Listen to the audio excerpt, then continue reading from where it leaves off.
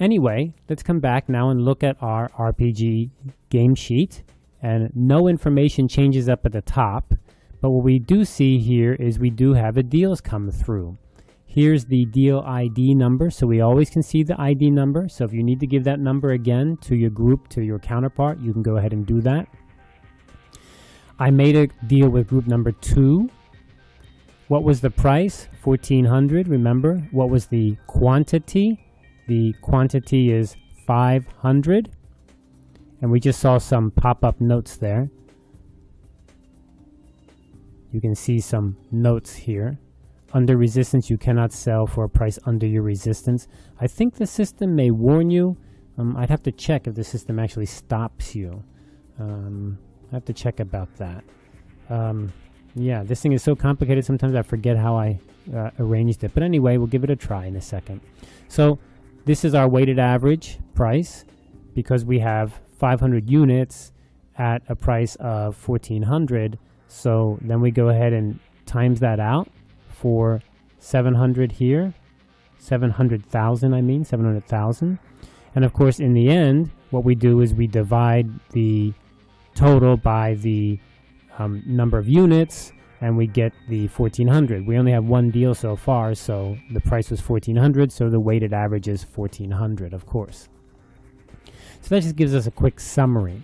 Next, we come down to this bigger box here, and we can see that we have a deal, this number, with group number 2, quality 2, delivery 2, and units 500. Now remember, the quality we sold for 2, which is a level higher than what we actually are able to, because when we look up here, remember our quality is low, not average, but we sold it for average. So what does that mean? That means that we have a quality gap of -1.